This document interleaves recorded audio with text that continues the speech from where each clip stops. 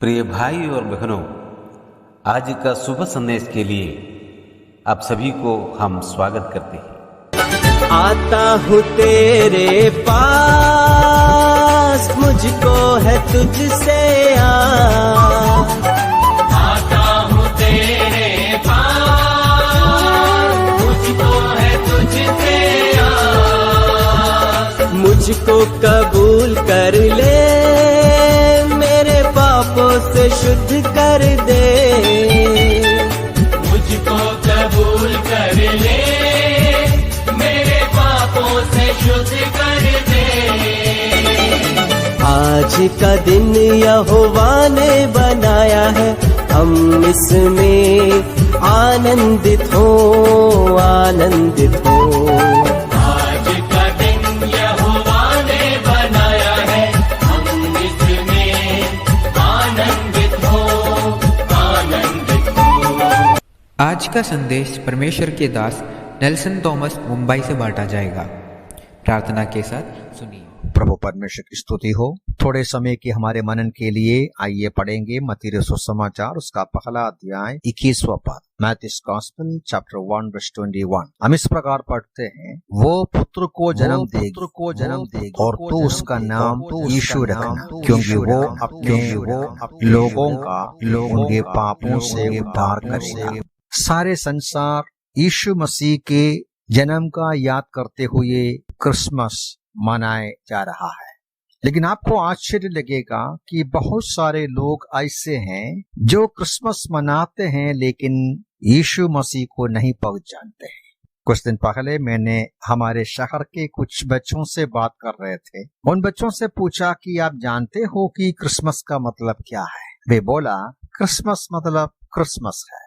वो यीशु मसीह को नहीं जानते हैं। कितने दुख की बात है। यीशु मसीह के जन्म के नाम में त्योहार मनाते हैं, छुट्टी मनाते हैं, शॉपिंग करते हैं, खाना खाते हैं, केक खाते हैं, एंजॉय करते हैं, लेकिन प्रभु यीशु मसीह को नहीं पहचानते हैं। यीशु मसीह कौन है नहीं जानता। यीशु मसीह का सिद्धांत क्या है नहीं जानता। प्रभु यीशु मसीह का जन संसार में आने का लक्ष्य क्या है नहीं जानता।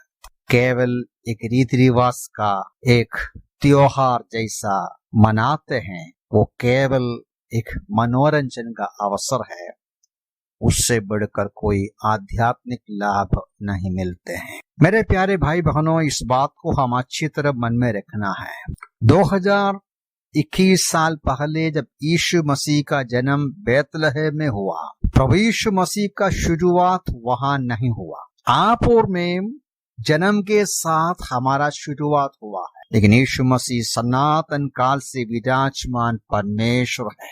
सर्वशक्तिमान परमेश्वर मनुष्य का रूप धारण कर रहा था। हम लोग मत्ती रसूल समाचार 2 अध्याय उसका एक पद में इस बात को पढ़ते हैं। इसीलिए हम पढ़ते हैं, उन ज्योतिषियों ने जो पूर्व देश में से आया, वे यीशु बालक का दंडवत कर, हम ऐसा पढ़ते हैं, वो अपने संदूक खोलकर उससे सोना, लोबान और गंधरस की भेंट चढ़ाई और उन्होंने उस घर पे पहुंचकर उस बालक को दंडवत किया, उसके सामने भूमि पर गिरकर दंडवत किया, क्योंकि वे पहचाना कि यीशु मसीह, ये जो बालक जब बैतलहम में वो पाया, वो एक साधारण बालक नहीं, महान ईश्वर, राजाओं का राजा, प्रभुओं का प्रभु है। यीशु मसीह के जन्म के करीबन 700 साल पहले यशायाह नबी ने इस प्रकार लिखा यीशु के जन्म के बारे में, क्योंकि हमारे लिए एक बालक उत्पन्न होगा, हमें एक पुत्र दिया जाएगा, प्रभुता उसके कंधे पर होगी और उसका नाम अद्भुत, युक्ति करने वाला, पराक्रमी परमेश्वर, अनंत काल का पिता, शांति का राजकुमार रखा जाए। उसकी प्रभुता की बढ़ती का और उसकी शांति का अंत ना होगा। प्रभु यीशु मसीह का महानता, वो सर्वशक्तिमान परमेश्वर है, वो प्रभुओं का प्रभु और राजाओं का राजा, अद्भुत पुरुष है, वो पराक्रमी परमेश्वर, शांति का राजकुमार। मेरे प्यारे भाइयों बहनों, प्रभु यीशु मसीह का जन्म के नाम में केवल एक रीति रिवाज के रूप में त्योहार मनाने से ज्यादा लाभ नहीं मिलेगा।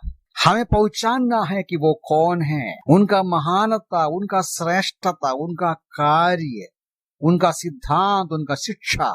यदि नहीं पहुंचानेगा तो बहुत बड़ी नुकसान होगा। सचमुच में शांति, समाधान, आपस में भाईचारा और प्रेम हृदय में बढ़ना है। हमें इस बात को पहचानना है यीशु मसीह सचमुच में कौन है और क्यों संसार पे आया, उसने क्या किया हमारे, हम क्या करने को कहते हैं, हमें क्या करना है। मत्ती सुसमाचार में जो वचन हमने पढ़ा, पहला अध्याय का 21वां पद, उधर हमने क्या देखा, स्वर्गदूत यूसुफ से कहते हैं ये बालक का काम क्या होगा। उधर लिखते हैं वो अपने लोगों का उनके पापों से उद्धार करेगा।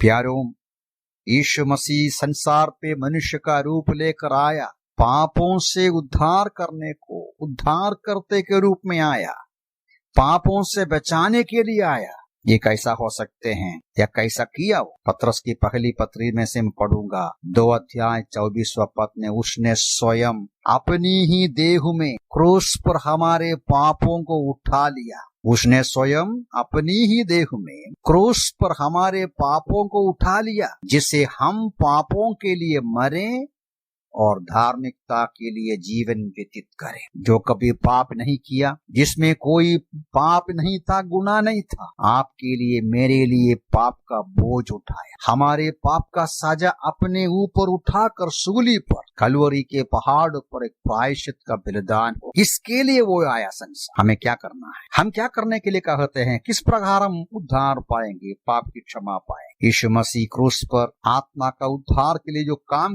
वो हमें एक हासिल करना है, तो वचन में सिखाते हैं। यूहन्ना कहते हैं अपनी पत्रिका में, यदि हम अपने पापों को मान ले, अंगीकार करे, कबूल करे, मैं पापी हूँ, मैं हमेशा के दंड के, नरक के योग्य हूँ, वो कहते हैं हमारे पापों को क्षमा करने, हमें सब अधर्म से शुद्ध करने में विश्वास योग्य और धर्मी है। रोमियों की पत्र में प्रेरित पौलुस और भी साफ तरीके से इस बात को कहते हैं, रोमी 10 का 9वां पद में, यदि तू अपने मुख से यीशु को प्रभु जानकर अंगीकार करे और अपने मन में यह विश्वास करे कि परमेश्वर ने उसे मृतकों में से जीवित किया, तो उद्धार पाएगा, तो निश्चय मुक्ति पाएगा। क्या करेगा? तो मुख से कबूल करना है कि यीशु मसीह मेरा प्रभु है, अंगीकार करना है, मन में विश्वास करना है, परमेश्वर ने उसे मृतकों में से जिलाया, पाप का दंड उठाकर सूली पर मृत्यु सहने के पश्चात प्रभु यीशु मसीह जी उठा और जिंदा है। ये बात को जो विश्वास करेगा, कबूल करेगा, उनके पाप की क्षमा मिलेगा, उनका आत्मा का मुक्ति मिलेगा, उनको आत्मा का उद्धार मिलेगा, नया जीवन और नई जिंदगी मिलेगा, उनके हृदय में यीशु मसीह वास कर, तब सचमुच में आनंद और शांति और ईश्वरीय आशीषें हम अनुभव करेंगे। मेरे प्यारे भाई बहन, केवल नामधारी मसीह लोगों के तरीके में, इस तरीके से साधारण लोगों का तरीका में, एक आचरण के रूप में, एक रीति रिवाज के रूप यीशु मसीह का जन्म का याद साल में एक बार करने से ज्यादा कुछ लाभ नहीं मिलेगा। सचमुच में यीशु मसीह का हम पहचाने, प्रभु यीशु मसीह का अनुभव करें, पापियों का उद्धार करने, सनातन ईश्वर मनुष्य का रूप लेकर दुनिया में आया। यदि आप और मैं आज भी पाप में रहते हैं, उसको हमारे उद्धारकर्ता, मुक्तिदाता प्रभु स्वीकार नहीं किया है, आज भी हम पाप और अपराध में डूबा हुआ है, तो कितनी बुरी हालत है। प्रभु में सहायता करे। सारा संसार क्रिसमस मनाते हैं, यीशु के नाम आपके और मेरे हृदय में सचमुच में यीशु मसीह वास करे, यीशु मसीह को सचमुच में अनुभव करें, पाप की क्षमा और नया जीवन, नया जन्म हम सचमुच में अनुभव करें, सच्ची शांति और समाधान की जिंदगी सच्चाई में अनुभव करें। मेरी प्रार्थना है कि प्रभु इन वचनों से आपको, मुझे सहायता करें कि परेशानियों से भरा हुआ, कठिनाई से भरा हुआ इस संसार में बहुत बड़ी शांति और विश्वास के साथ और आगे का जीवन बिताने के इन वचनों से प्रभु में सहायता करें। प्रभु के नाम की महिमा।